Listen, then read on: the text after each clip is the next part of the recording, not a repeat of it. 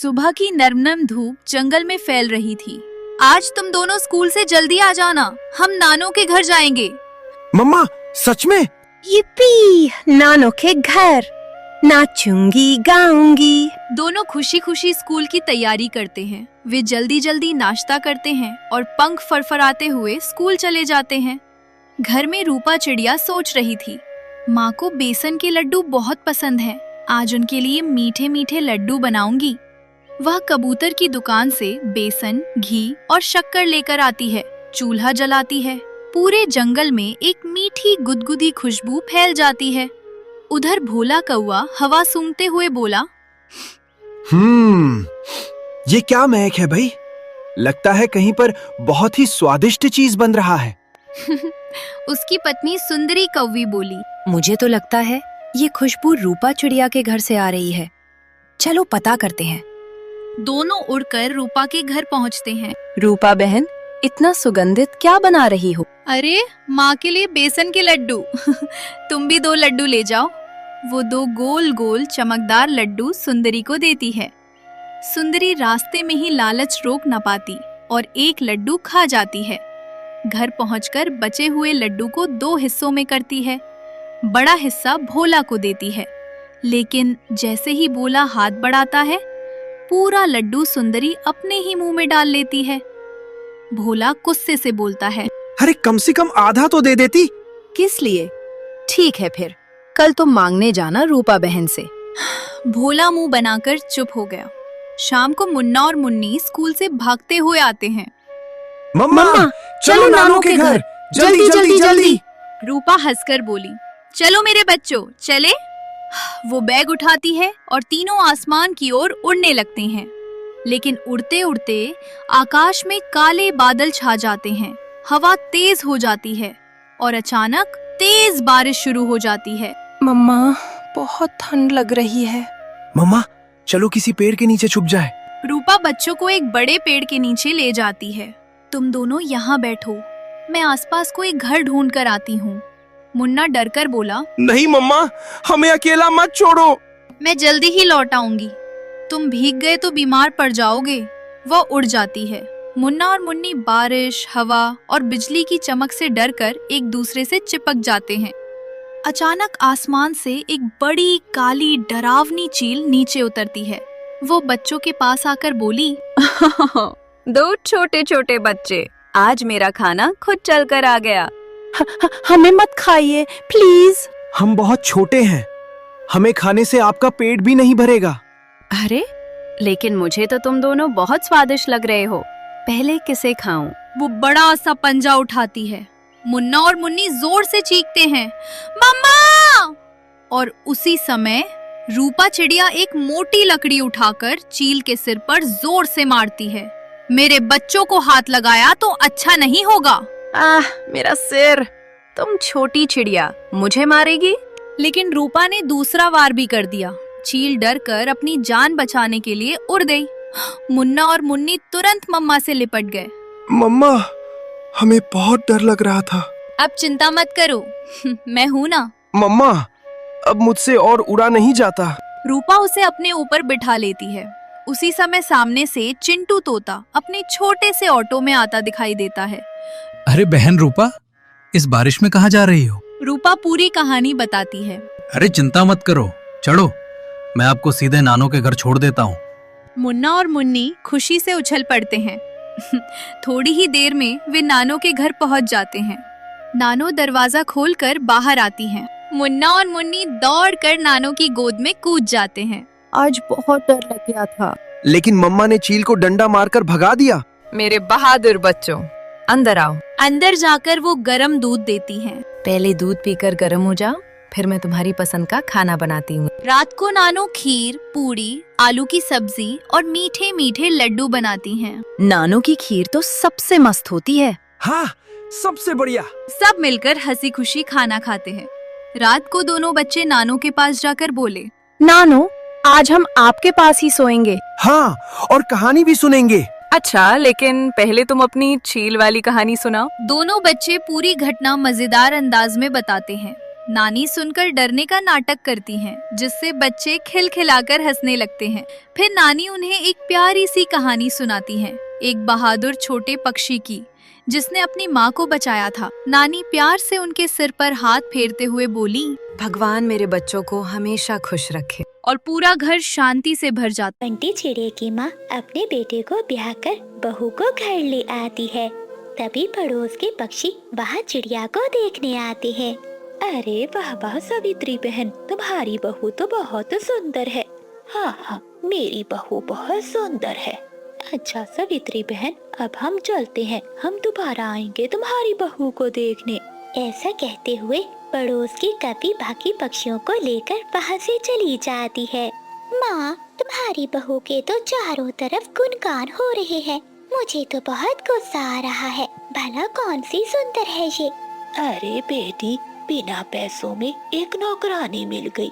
माता पिता तो है नहीं और अब कहीं जाने का कोई ठिकाना भी नहीं है।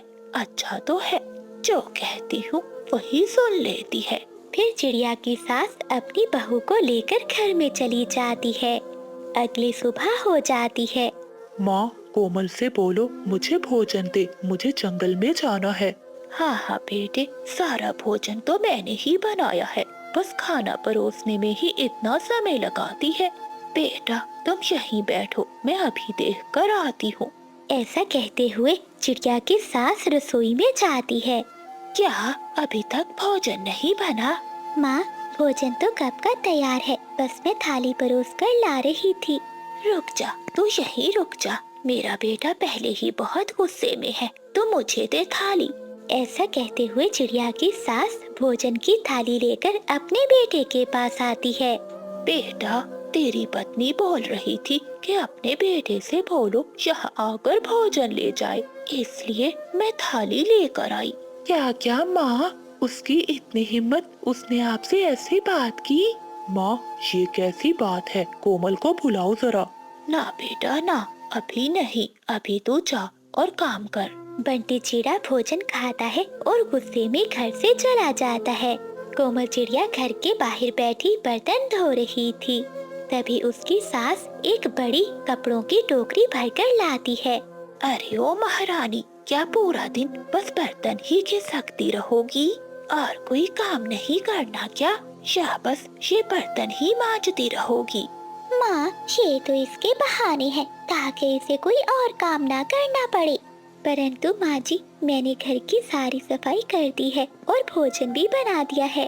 हाँ हाँ, ये जो कपड़े पड़े हुए हैं, क्या ये तुम्हारी माँ आकर धोएगी? कोमल चिड़िया उठती है और कपड़ों की टोकरी के पास आती है। लेकिन माँ जी, इतने सारे कपड़े। हाँ, अभी ये तो थोड़े हैं और मैं लाती हूँ, तुम जल्दी से जाकर ये कपड़े धो। कोमल चिड़िया चुपचाप वो कपड़े उठाती है और उन्हें धोने लगती है। रात हो जाती है। बंटी चिड़िया अपनी पत्नी से पूछता है, कोमल, क्या तुम्हें मेरे घर में कोई दिक्कत तो नहीं है? नहीं नहीं पति जी, मैं खुश हूँ यहाँ पर। ऐसा कहते हुए कोमल चिड़िया मन में सोचने लगती है, इनकी माँ और बहन जो मुझ पर अत्याचार करती है, अगर मैंने इन्हें बताया तो ये मुझ पर यकीन नहीं करेंगे और इनको बुरा भी लगेगा। धीरे धीरे उन माँ बेटी का चिड़िया पर अत्याचार बढ़ने लगता है। जैसे ही बंटी चिड़िया बाहर जाता है तो वो माँ बेटी चिड़िया से सारे घर के काम करवाती थी। माँ जी, मैंने खाना बना दिया है, अब मैं थोड़ी देर आराम कर लूँ? नहीं नहीं, सुनो, मैंने आज अपनी सहेलियों को घर पर बुलाया है। मेरी सहेलियाँ कोई 20 पक्षी होंगी। शाम तक भोजन बन जाना चाहिए। परंतु माँ जी, 20 पक्षियों का खाना बनाना ये तो बहुत मुश्किल है, और वो भी इतनी जल्दी। देखो माँ, कैसे सीधा आपके मुंह पर ना बोल दिया इसने।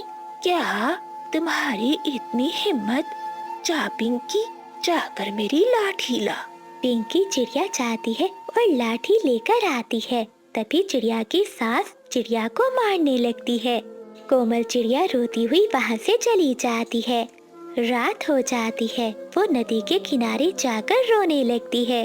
ये ऊपर वाले, ये कैसी जिंदगी दी है तूने मुझे, इससे अच्छा तो मैं मर ही जाऊं। एक तो आपने मेरे माता पिता भी छीन लिए और जो सास थी वो भी ऐसी। अब मैं करूँ भी तो क्या करूँ? मुझे इस जिंदगी से मुक्ति दे दीजिए। अब मैं और नहीं जीना चाहती। तभी एक रोशनी होती है और जंगल की परी वहाँ आती है। क्या हुआ चिड़िया, तुम ऐसे क्यों रो रही हो? मुझे बताओ, मैं तुम्हारी मदद करूँगी। परी जी, मैं बहुत बदकिस्मत हूँ। चिड़िया, मैं सब समझ गई। तुम घर चली जाओ। अब तुम्हें जो भी रुलाएगा तुम्हारे आंसू से वो बह जाएगा। ऐसा कहते हुए जंगल की परी वहाँ से गायब हो जाती है। घर के बाहर बैठी सावित्री और उसकी बेटी अपनी बहू का इंतजार कर रही थी। पिंकी, तेरे भैया के आने का समय हो गया है। न जाने ये कोमल कहाँ चली गई। हाँ माँ, मैं भी यही सोच रही हूँ, न जाने वो कहाँ चली गई। वो दोनों ऐसे बातें कर ही रही थी कि तभी कोमल चिड़िया वहाँ आ जाती है। माँ, वो देखो, वो आ गई आपकी बहू। आ गई महारानी, बता कहाँ गई थी तू? माँ जी, मुझे यहाँ कुछ अच्छा नहीं लग रहा था, बस इसीलिए नदी के किनारे चली गई थी। अच्छा, लगता है किसी और चिड़े के साथ गई होगी नदी पर। आने दे बंटी को, मैं सब बताती हूँ। माँ जी, ये आप कैसी बातें कर रही हैं? मैं आपसे विनती करती हूँ, ऐसा कुछ भी मत करिएगा जिससे मेरी आंखों में आंसू आ जाएं। इससे तकलीफ आपको ही होगी। अच्छा, अब तुम मुझे धमकी दे रही है। अभी मैं तुझे ठीक करती हूँ। जा पिंकी, मेरी लाठी तो लेकर आ। माँ जी, आपकी लाठी तो यही है, ये लीजिए आपकी लाठी। चिड़िया की सास लाठी उठाती है और चिड़िया को मारने लगती है। तभी चिड़िया की आंखों से आंसू गिरते हैं। चिड़िया के रोने की वजह से वहाँ ढेर सारा पानी आ जाता है, जिसमें वो दोनों माँ बेटी बहने लगती हैं। बचाओ माँ, ये पानी कहाँ से आ गया? बचाओ मुझे। बचाओ, कोई हमें बचाओ, नहीं तो हम डूबकर मर जाएंगे। तभी बंटी चिड़ा वहाँ आता है। अरे ये सब क्या हो रहा है? माँ, दीदी, आप पानी में डूब कैसे रही हैं? यहाँ पानी कैसे आया? बेटे, जरूर तेरी पत्नी ने कोई जादू टोना किया है। क्या हुआ कोमल, ये सब क्या हो रहा है? पति जी, मेरा विश्वास कीजिए, मैंने कुछ भी गलत नहीं किया है। ये सब तो जंगल की परी की वजह से हो रहा है। देखो कोमल, जो भी बात है मुझे सच सच बताओ। फिर कोमल चिड़िया सारी बात अपने पति को बताती है। ये सुनकर बंटी चिड़े को बहुत गुस्सा आता है। माँ, एक अनाथ चिड़िया के साथ आप दोनों ने मिलकर कितना बुरा व्यवहार किया है। आप दोनों के साथ जो भी हो रहा है बहुत अच्छा हो रहा है। मुझे माफ कर दो, दोबारा ऐसा कभी नहीं करेंगे। बचा लो, हमें बचा लो। बहू, हमें माफ कर दो, हम कभी दोबारा तुम पर अत्याचार नहीं करेंगे। माँ जी, आप बड़ी हैं, आप मुझसे माफी मत मांगिए। ये तो सब जंगल की परी का जादू है। मैंने अपनी माँ को कभी नहीं देखा, आप ही मेरी माँ हैं। मैंने आपको माफ कर दिया माँ। कोमल चिड़िया के ऐसे कहते ही वहाँ से पानी गायब हो जाता है। बेटी, मुझे बहुत अच्छी सीख मिल गई है। मैंने एक अनाथ पक्षी को इतना दुख दिया है। मुझे माफ कर दे मेरी बेटी। हाँ भाभी, मुझे भी माफ कर दो, मैंने भी आपको बहुत दुख दिए हैं। आप सब इन बातों को भूल जाइए, अब से हम परिवार मिलकर रहेंगे। माँ, एक बात हमेशा याद रखना, जो भी हो जाए कोमल को कभी दुख मत देना। बोल, अब जलाएगी रोटी। इस बार तो तेरा पंख तवे पर जला रही हूँ, अगली बार सीधा आग में जलाऊंगी। माँ, माँ, मुझे छोड़ दीजिए, बहुत दर्द हो रहा है। चिड़िया की रोने की आवाज सुनकर उसका देवर और देवरानी वहाँ आते हैं। माँ, ये आप क्या कर रही हैं? बेचारी भाभी पर ऐसा अत्याचार क्यों? तू चुप कर, अगर इसे यहाँ रहना है तो मेरे अत्याचार सहने ही पड़ेंगे। समय कैसे बदल जाता है कुछ भी पता नहीं चलता। कुछ दिन पहले कोमल चिड़िया इस घर की बड़ी बहू होने की वजह से बहुत इज्जत और प्यार पाती थी, मगर एक दिन उसके पति को एक चील खा जाती है। देख बहू, मेरा बेटा तो रहा नहीं, अगर तू अपने मायके जाकर रहना चाहती है तो चली जा। माँ जी, मैं यहीं रहकर उनकी यादों के सहारे जिंदगी गुजार लूंगी। अगर यहाँ रहेगी तो जैसे मैं चाहूंगी वैसे ही रहना पड़ेगा। ठीक है माँ जी, मैं रह लूंगी। बस उसी दिन से चिड़िया की सास उस पर अत्याचार करना शुरू कर देती है। घर के सारे काम कोमल चिड़िया से ही करवाती और ऊपर से उसे मारती भी थी। एक दिन कोमल चिड़िया घर के सारे काम करके भोजन खाने ही बैठी थी कि तभी उसकी सास वहाँ आती है। रुक जा, अब भागन कहेगी। अगर एक नवाला भी मुंह में डाला तो मुझसे बुरा कोई नहीं होगा। परंतु माँ जी, आप सबने तो भोजन खा लिया है। हाँ हाँ, खा लिया है। जूठे बर्तन तो है, वो कौन धोएगा? क्या तेरा बाप धोएगा? जा, उन बर्तनों को धो, उनमें से जो बचा कुचा हो उसे खा लेना। कोमल चिड़िया भोजन वहीं रखकर वहाँ से चली जाती है और वो नलके पर जाकर बर्तन धोने लगती है। न जाने मेरी सासू माँ मुझसे कौन सा बदला ले रही है।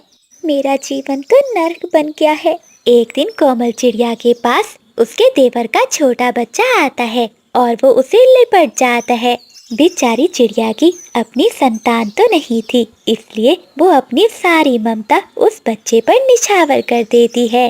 बेटा, आप तो अपनी ताई से प्यार करते हैं ना? कोमल ने इतना कहा ही था कि तभी उसकी सास और देवरानी आ जाती हैं। देख लिया माँ जी, ये विधवा किस तरह से मेरे बेटे पर बुरी नजर डाल रही है। कहीं जेठ जी की तरह मेरे बेटे को भी कुछ हो गया तो? पारो की ये बात सुनकर चिड़िया की सास भड़क उठती है। अब भागन कहेगी, तूने मेरे बेटे को तो छीन लिया, क्या तू अब मुझसे मेरे पोते को भी छीनना चाहती है? इस पर अपना पूरा साया मत डाल। माँ जी, ये आप क्या कह रही हैं? मैं उनसे भी प्यार करती थी और आप सबसे भी करती हूँ, फिर मेरा साया बुरा कैसे हो सकता है? पीछे खड़ा देवर ये सारी बातें सुन रहा था। वो वहाँ आता है और अपनी माँ से कहता है, माँ, आप तो अब हद पार कर रही हैं। मुझसे भाभी की ऐसी हालत नहीं देखी जाती। अगर नहीं देखी जाती तो जा, तू भी निकल जा यहाँ से। इस घर में रहना है तो मेरी मर्जी चलेगी। अरे कैसी माँ है आप और कैसी सास है। बस अब मैं आपके साथ एक पल भी नहीं रहूंगा। ऐसा कहते हुए गुस्से में कोमल चिड़िया का देवर अपनी पत्नी और बेटे को लेकर वहाँ से चला जाता है। अपने बेटे के छोड़कर जाने का दोष भी सावित्री कोमल पर ही डालती है। अब भागन कहेगी, मेरे एक बेटे को तो खा गई, अब दूसरे को भी घर से निकलवा दिया। ऐ ऊपर वाले, तू इसकी अर्थी क्यों नहीं उठा लेता? उस दिन के बाद से सावित्री को कोमल चिड़िया एक आंख भी नहीं भाती थी। वो हमेशा उसे मारती रहती थी। एक दिन कोमल चिड़िया जंगल में तोते सब्जी वाले से सब्जी खरीद रही थी कि तभी उसकी सास वहाँ आती है। तेरी इतनी हिम्मत कि तू घर से बाहर निकली? वो माँ जी, घर में सब्जियाँ खत्म हो गई थी, इसीलिए सोचा कि बाहर जाकर सब्जी ले आती हूँ। मैं मर गई हूँ क्या? तू जल्दी से घर में चल, तुझे अच्छे से सबक सिखाती हूँ। अपनी सास की बात सुनकर चिड़िया वहाँ से अपनी सास के साथ घर आ जाती है। घर आते ही उसकी सास झाड़ू से चिड़िया को मारने लगती है। मेरे मना करने के बावजूद भी तूने घर से बाहर कदम रखा, आज मैं तुझको नहीं छोड़ूंगी। माँ जी मत मारिए, मुझसे गलती हो गई, आइंदा कभी ऐसा नहीं करूँगी। अगर करेगी तो ऐसे ही मार खाएगी। एक दिन कोमल चिड़िया को कबूतरी उसकी माँ का बताती है। अब मैं क्या करूँ, मेरी माँ बीमार है, अब उनसे मिलने तो जाना ही होगा। कोमल चिड़िया अपनी सास के पास जाती है।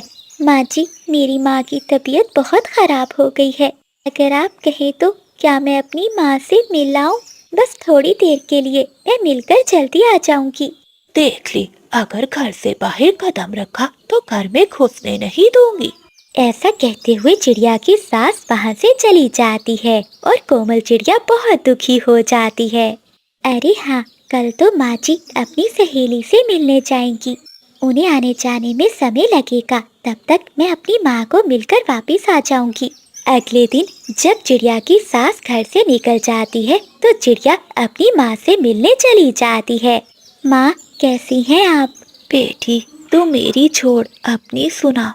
तू कैसी है बेटी? मुझे तो हर समय तेरी ही चिंता होती है।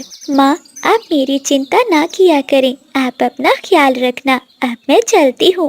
फिर कोमल चिड़िया अपने ससुराल वापस चली जाती है, मगर उसकी सास उसे घर जाता हुआ देख लेती है। तेरी इतनी हिम्मत, मेरे कहने के बावजूद भी तूने अपने कदम मेरे घर से बाहर रखे। अब तू मेरे घर में नहीं रह सकती, चल निकल जा यहाँ से। ये कहकर चिड़िया की सास उसे घर से बाहर निकाल देती है और फिर वो अकेली घर में रह जाती है। अच्छा ही हुआ मेरे घर से चली गई, मेरे बेटे को खा गई ये अभागन। ऐसे ही 2-4 दिन गुजर जाते हैं। चिड़िया की सास बीमार हो जाती है और वो घोंसले में ही पड़ी रहती है। पानी, पानी, कोई मुझे पानी पिला दे। सावित्री को लगता था कि उसकी छोटी बहू उससे बहुत प्यार करती है। वो उसकी बीमारी का सुनकर थोड़ी चली आएगी और उसकी खूब सेवा करेगी, परंतु ये तो सावित्री का भ्रम ही निकला। पारो अपनी सास के बीमार होने का पता चलने के बावजूद भी अपनी सास से मिलने नहीं चाहती। अब मैं अपनी कोमल बहू को कैसे भुलाऊं? मैंने बहुत जुल्म किए हैं उस पर। ये सोचकर सावित्री रोने लगती है। तभी उसे कोमल की आवाज सुनाई देती है। माँ जी, आप चिंता नहीं करिए, देखिए मैं आ गई हूँ। सावित्री अपनी बहू को देखकर रोते हुए उसे कहती है, बेटी मुझे माफ कर दे, मैं तेरी कदर नहीं कर पाई। मैंने तुझ पर कितने जुल्म किए। माँ जी, आप इन बातों को भूल जाइए। कोमल चिड़िया के आते ही अब सावित्री को समय पर भोजन मिलता और दवाइयाँ मिलती। चिड़िया की सेवा और देखभाल से सावित्री कुछ ही दिनों में ठीक हो जाती है। अब कोमल चिड़िया और उसकी सास दोनों माँ बेटी की तरह रहने लगती हैं। कुछ दिनों बाद कोमल चिड़िया के कहने पर चिड़िया की सास अपने बेटे को मनाकर वापस अपने घर ले आती है। फिर चिड़ियाओं का सारा परिवार खुशी खुशी एक साथ रहने लगता है। एक जंगल में बादल और भूरे नाम के 2 कौवे रहते थे। दोनों में हर रोज झगड़ा हुआ करता था कि आखिर माँ किसके पास रहेगी। दोनों कौवे ये फैसला करते हैं कि वो अपनी माँ को घर से निकाल देंगे। ये सुनकर तो बूढ़ी कौवी के पैरों तले जमीन निकल जाती है। बेटा, मैंने तुम्हें बचपन से लेकर आज तक कभी कोई कमी नहीं होने दी, और आज जब मेरे पंख काम नहीं करते तो तुम मुझे घर से निकाल रहे हो। मुझे कोई शौक नहीं है तुम्हें घर से निकालने का, लेकिन क्या सारी उम्र मैं ही तुम्हारी जिम्मेदारी उठाऊंगा? पूरे का भी हक बनता है कि नहीं? तू बड़ा है, तूने ही माँ के ज्यादा पैसे खर्च किए हैं। मैं तो बचे कुचे में ही गुजारा कर लेता था ना। लेकिन बच्चों, मैंने तुम दोनों को एक समान ही चीजें दी हैं, भले जो भी खाने के लिए हो। माँ, वो जमाना और था, क्या तुम नहीं चाहती कि हम भाई खुशी खुशी रहे? बादल, मैंने तो हर समय चाहा है कि तुम दोनों भाई हमेशा खुश रहो। ठीक है बच्चों, जब तुम दोनों ने फैसला कर ही लिया है तो मैं तुम दोनों को छोड़कर जा रही हूँ। बूढ़ी कौवी रोती हुई वहाँ से चली जाती है। ये देखकर बादल और भूरा बहुत खुश होते हैं कि उन दोनों की माँ से जान छूट गई है। दूसरी ओर बूढ़ी कौवी अब पक्षियों से मांग मांग कर दाना खाने लगती है। बेटा, ऊपर वाले के लिए मेरी कुछ मदद कर दो। बढ़िया, सुबह सुबह कोई काम नहीं मिलता जो मांगने चली आती हो। तोते बेटा, ऐसी उम्र में भला मैं क्या काम करूं, तुम ही बताओ। तभी पास खड़ा उल्लू बूढ़ी कौवी से कहता है, तुम मेरे साथ चलकर मेरी बकरियों का ध्यान रखना, मैं तुम्हें बदले में दाना दूंगा। ये सुनते वो बूढ़ी कौवी उल्लू के साथ चली जाती है। ये रही मेरी बकरियां, यहीं रहती हैं। आज से तुम भी इनके साथ यहीं रहोगी। फिर बूढ़ी कौवी सारा दिन बकरियों का ध्यान रखती है। शाम होते ही उल्लू कुछ सूखे चने के दाने लेकर आता है। बेटे, ये तो दाने बहुत सख्त हैं, मैं नहीं खा सकती। अच्छा, बड़े नखरे हैं बुढ़िया तेरे। भीख मांगने से तो अच्छा है तुझे ये दाने मिल रहे हैं। ऐसा कहते हुए उल्लू वो दाने रखकर वहाँ से चला जाता है। ऐ ऊपर वाले, ये कैसे दिन दिखा दिए हैं तूने मुझे। मैंने कभी अपने बच्चों को ऐसे दाने नहीं खिलाए। आज उन्हीं की वजह से मुझे ये दिन देखना पड़ रहा है। तभी कभी देखती है कि एक बकरी का छोटा बच्चा अपनी माँ का दूध पीने के लिए तरस रहा है। लगता है ये बच्चा भी मेरी तरह भूखा ही है, इसे दूध पिला देती हूँ। फिर बूढ़ी कभी जाकर छोटी बकरी के बच्चे की रस्सी खोल देती है। जब उल्लू वहाँ आकर देखता है तो उसे बहुत गुस्सा आता है और वो एक लाठी से बूढ़ी कभी को मारने लगता है। पागल बुढ़िया, तू बच्चे को दूध पिलाएगी तो मैं दूध कहाँ से बेचूंगा? क्या मैं तुझे अपना नुकसान करवाने के लिए यहाँ लेकर आया था? जा जा निकल जा यहाँ से। वो बूढ़ी कभी चुपचाप वहाँ से निकल जाती है। अगर मैं भी एक बकरी ले लूं तो उसका पालन करके मेरा गुजारा हो जाएगा। तभी वो चील के पास जाती है। चील चाची, क्या मुझे एक बकरी मिल सकती है? हाँ, क्यों नहीं, पैसे दो और ले जाओ। लेकिन मेरे पास तो पैसे नहीं है, मैं तुम्हारे यहाँ काम कर दिया करूँगी, बदले में मुझे एक बकरी दे देना। ठीक है, कल से काम पर आ जाना। अगले दिन से वो बूढ़ी कभी वहाँ पर सारी बकरियों की सेवा करती है, उन्हें चारा डालती है। एक दिन बूढ़ी कभी बकरियों को लेकर जंगल में चराने जाती है। तभी वो बकरियाँ एक कभी के खेत में घुस जाती है। ये देखकर कभी को बहुत गुस्सा आता है और वो बकरी को मारने लगती है, जिससे बकरी घायल हो जाती है। कुछ ही दिनों बाद वो बकरी मर जाती है। अपनी माँ को मरा हुआ देखकर बकरी का छोटा बच्चा रोने लगता है। बूढ़ी कभी से उसके आंसू देखे नहीं जाते। रो मत बेटा, मुझे पता है तुम पर क्या बीत रही होगी। मेरे बच्चों ने मुझे घर से निकाल दिया। अपनों से अलग होना क्या होता है मैं अच्छे से समझती हूँ।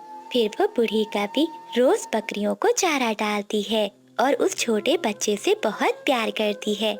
लेकिन चील उस छोटे बच्चे को दूध नहीं देती थी, जिससे उसकी हालत खराब हो जाती है। तभी कभी चील से कहती है, तुम इसे दूध क्यों नहीं देती हो? ऐसे तो ये बच्चा मर जाएगा।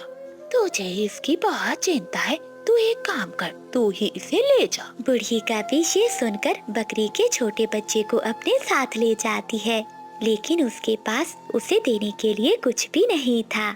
बूढ़ी कभी के पास एक सोने की छोटी सी चैन थी, जिसे बेचकर वो बकरी का इलाज करवाती है और उसे पीने के लिए दूध लाकर देती है। ये देखकर बकरी के छोटे बच्चे को बुढ़िया पर तरस आ जाता है और वो मन में सोचता है, ए ऊपर वाले, काश मैं इस माँ का कर्ज उतार सकता। एक दिन कभी बहुत बीमार हो जाती है, कोई भी उसे देखने वाला नहीं था।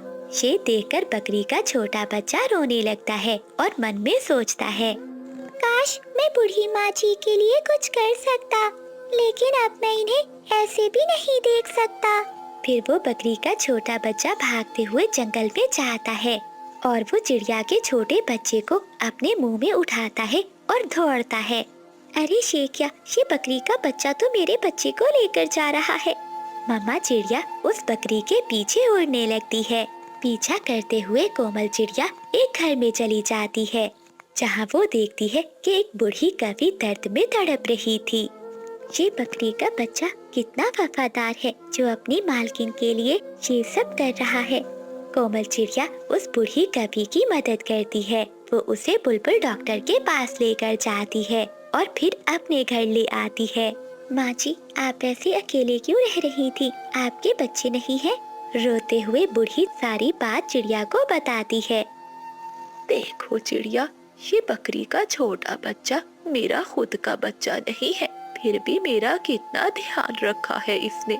एक मेरे बच्चे हैं जिन्होंने अपने लालच के लिए मुझे घर से निकाल दिया। मैं उन पर बोझ बन गई थी।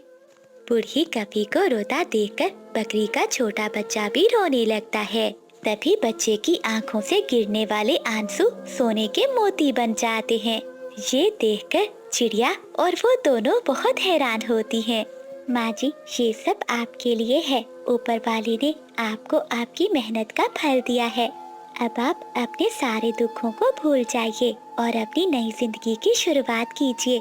देखिए, ये बच्चा आपसे कितना प्यार करता है। आज से यही आपका बेटा है।